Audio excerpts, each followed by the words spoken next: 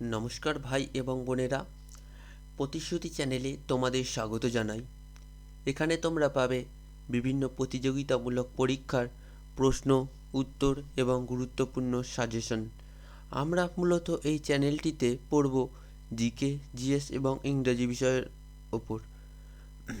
আজকে আমরা শুরু করব এসএসসি জিডি পরীক্ষার 22 ফেব্রুয়ারি 2024-এর ফোর্থ শিফটের ইংরাজি। একটু আগে আমরা ফোর্থ শিফটের জিকে এবং জিএসগুলো করলাম, তো এখন ইংরাজিটা শুরু করব। ঠিক আছে, তো চলো শুরু করা যাক। আজকে আমাদের প্রথম প্রশ্ন কি বলছে? বলেছে ড্যাশ, দাঁড়াও, বলেছে যে select the most appropriate word, fill in the blank. আচ্ছা, ফিল ইন দ্য ব্ল্যাঙ্ক করতে হবে। Dash watch out that hole. ঠিক আছে, কাউকে মানে বলছে, দেখতে বলছে যে ওয়াচ আউট দ্য হোল, ওই গর্তটা দেখো। ঠিক আছে, ঠিক আছে। অ্যামেন, অ্যামেন হবে না। ইয়া, ইয়া হবে না। টুট, টুট হতে পারে না। হে, হেটা হবে, কারণ দেখো বলছে hey watch out the hole, watch out for the hole. ঠিক আছে, মানে কাউকে দেখতে বলছে, আঙুল উঁচিয়ে বলছে hey watch out for the hole. ঠিক আছে,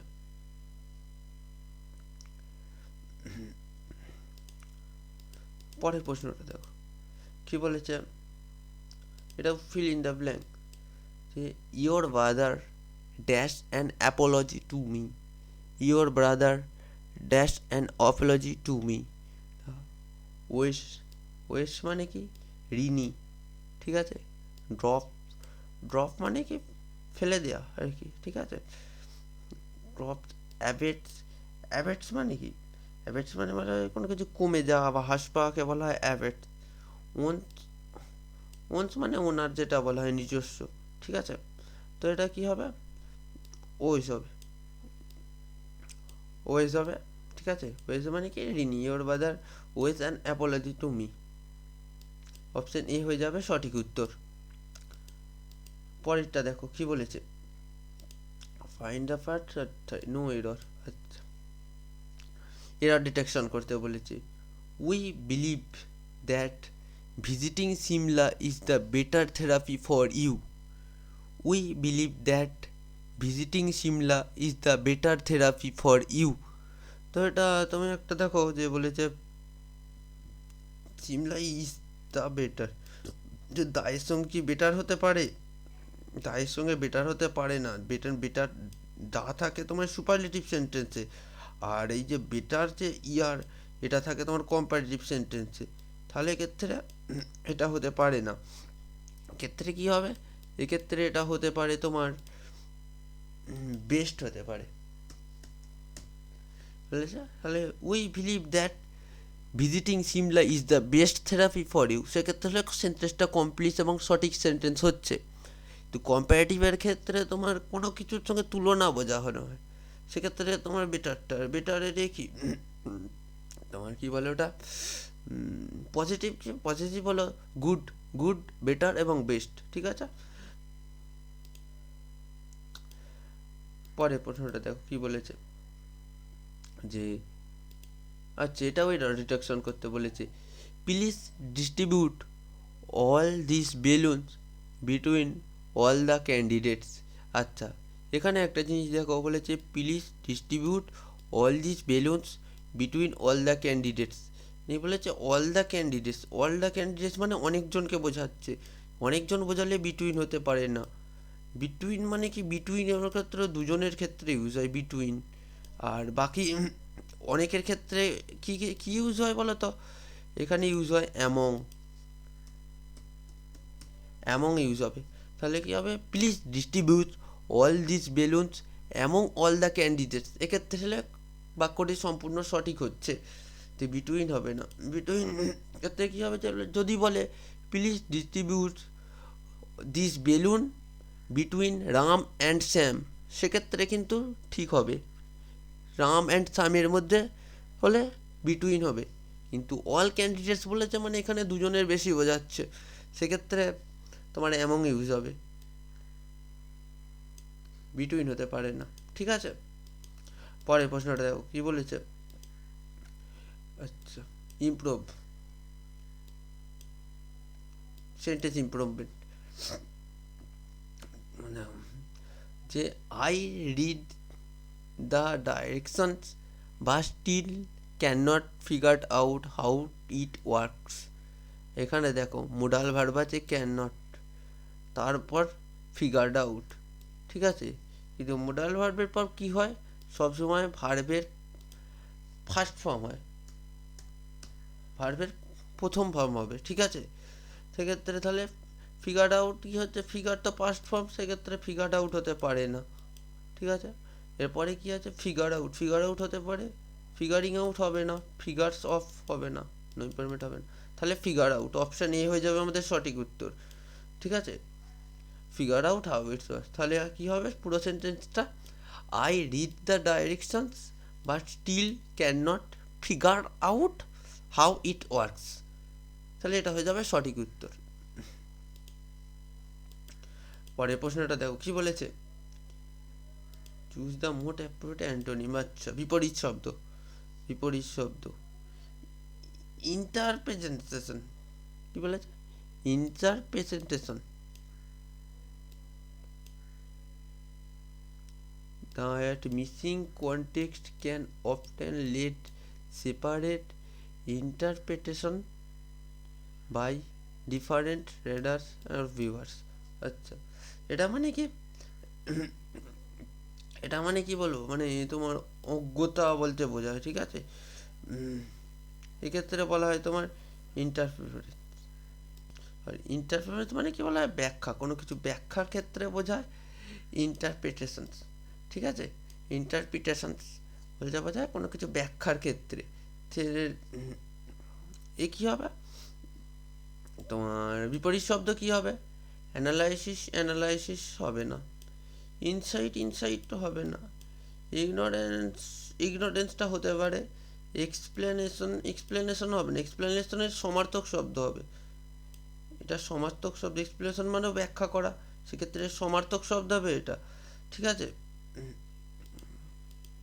কিন্তু এ হতে পারে না, ইগনোরেন্স, ইগনোরেন্স হবে তোমার বিপরীত শব্দ, কারণ ইগনোরেন্স মানে কি, ইগনোরেন্স মানে মানে কোনো কোনো মানে তুমি অজ্ঞতা বলতে বোঝায়, ঠিক আছে।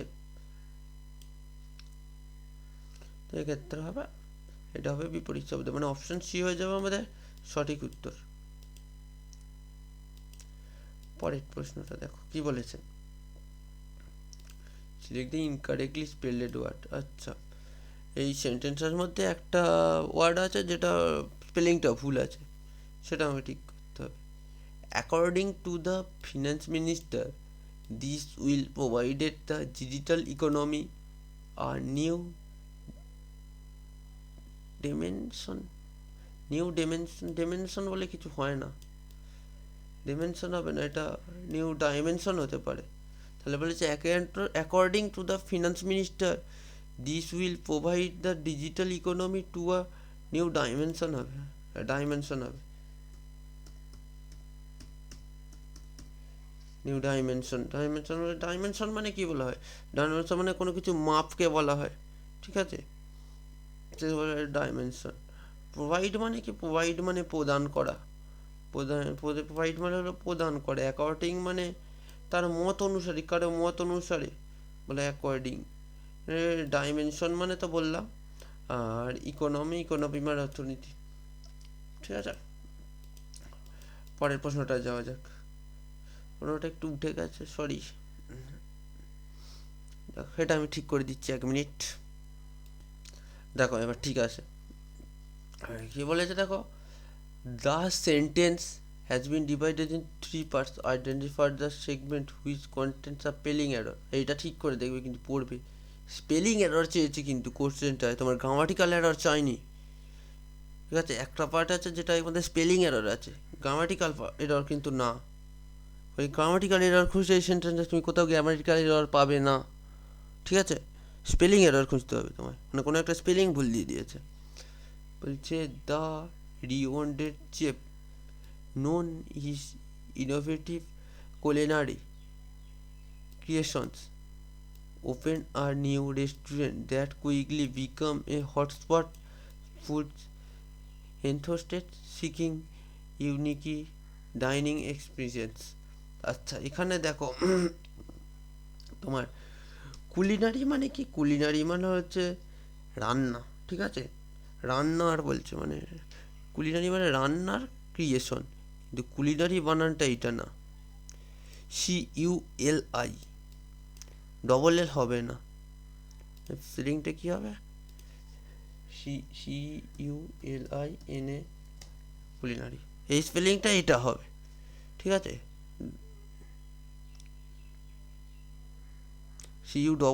ডবল এলটা হবে না, ঠিক আছে? তো তাহলে আমাদের কোনটা হচ্ছে, অপশান কোনটা আছে? Option C. অপশান সি হয়ে যাবে আমাদের সঠিক উত্তর, ঠিক আছে? পরের প্রশ্নটা দেখো কি বলেছে। ইন দ্য ফলোয়িং কোয়েশ্চেন, আচ্ছা ইডিয়ম চেয়েছে যে to turn a deaf ear to, to turn a deaf ear to মানে কি বল, ঠিক আছে? To have an ear itchy, না এটা নয়। টু গেট ইনটু ট্রুবল, না এটাও না। To refuse to listen and consider, এটা হবে। মানে কোনো কিছু তুমি শুনলেই না, জানলেই না, সেটা কনসিডার করছো, ঠিক আছে? ধরো পাড়ায় একটা চোর ধরা পড়েছে, সবাই মিলে এ করছে, তুমি জানলেই না কি হয়েছে, তুমি দূর থেকে দেখলে, দেখে যে এটাকে এই এই ইয়ে করেছে, এ করেছে বলতে শুরু করে দিলে, সেটাই বলে কোনো কিছু জানলেই না, শুনলেই না, ঠিক আছে? তুমি কনসিডার করে দিলে, সেক্ষেত্রে বলা হচ্ছে এটা to turn a deaf ear to, ঠিক আছে? পরের প্রশ্নটা দেখো কি বলেছে, 10 নম্বর প্রশ্ন। মোটাপেট অ্যান্টোনিম, আচ্ছা অ্যান্টোনিম ইনভেস্টমেন্ট। ইনভেস্টমেন্ট মানে কি? কোনো কিছুতে ইনভেস্ট করা বা নিবেশ করা, নিবেশ করাকে বলা হয় ইনভেস্টমেন্ট। ইনভেস্টমেন্টের কি? আউটলাইন না, আউটলাইন মানে বাইরে রেখাকে বলা হয় আউটলাইন। ডিভেস্টমেন্ট, ডিভেস্টমেন্ট মানে কি? ডিভেস্টমেন্ট মানে তোমাকে বলে বিসর্জন বলে, ঠিক আছে? কোনো কিছু বলা হয় বিসর্জনকে বলা হয় ডিভেস্টমেন্ট। আর এন্ডোমেন্ট মানে কি? এন্ডোমেন্ট মানে হলো তোমার দান করা, কোনো কিছু দান করাকে বলা হয়। আর গুডি মানে কি? গুডি মানে মিষ্টি টাইপের একটু, ঠিক আছে? মিষ্টি টাইপের বলা হয়, ঠিক আছে? তাহলে এক্ষেত্রে তাহলে কী হবে তোমার?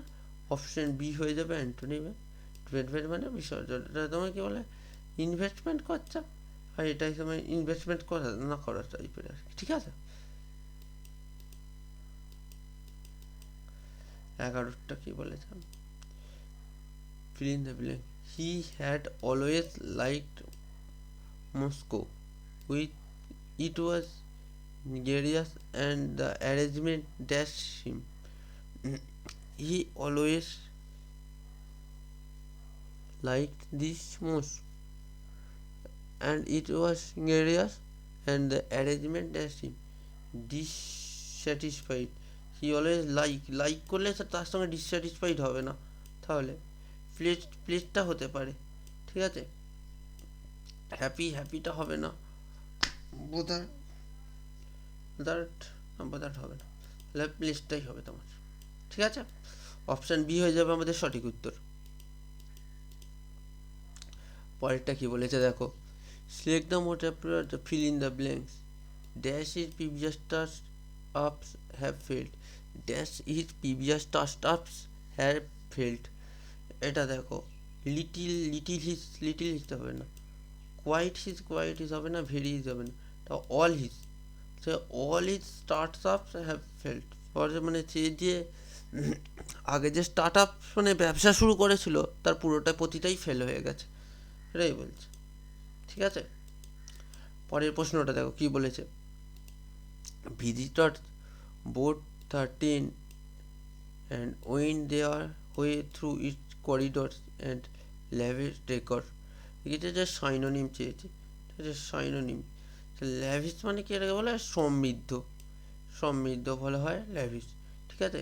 এরপরে কি? অ্যাফুলেন্ট মানে হয়তো ধনী বা সমৃদ্ধকে বলা হয় অ্যাফুলেন্ট, ঠিক আছে? মান্ডেন মানে কি? মান্ডেন মানে সামান্য কিছুকে বলা হয় মান্ডেন। আর ডিস্টিটিউট, ডিস্টিটিউট মানে মানে কোনো কিছু টাকা ছাড়া, মানে যার কোনো কিছুই নাই সেটাকে বলা হয় ডিস্টিটিউট।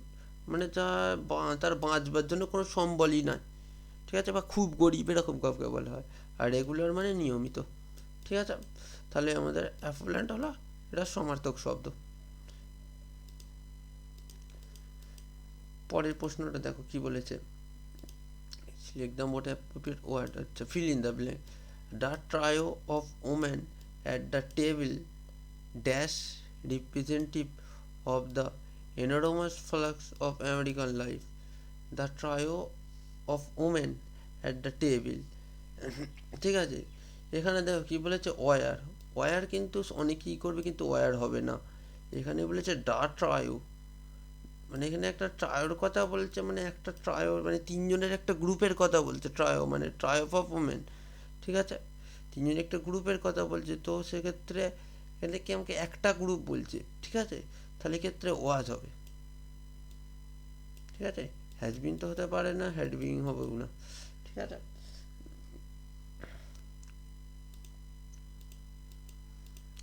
আমাদের 15 নম্বর প্রশ্ন, আজকের শেষ প্রশ্ন, কি বলেছে, ইডিয়ম চেয়েছে। All the boys of same rock are similar in many way.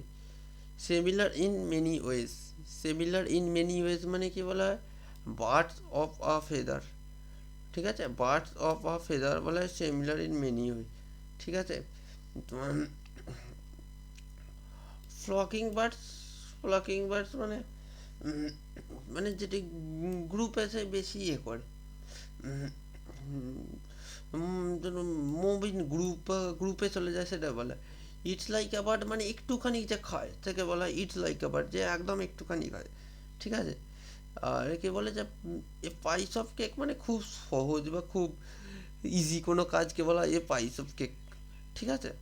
তো এই ছিল তোমাদের এসএসসি জিডির 22/2/2024 ফোর্থ শিফটের 15টা প্রশ্ন ইংলিশ সাবজেক্টটার। তো আজকে এই পর্যন্তই রাখলাম। ভিডিওটি ভালো লাগলে লাইক করে দিও, চ্যানেলটায় নতুন হয়ে থাকলে সাবস্ক্রাইব করে দিও, একটু পাশে থাকো। আর যেটা বলছিলাম যে আমি ক্লোজ টেস্টগুলো খুব শীঘ্রই শুরু করব।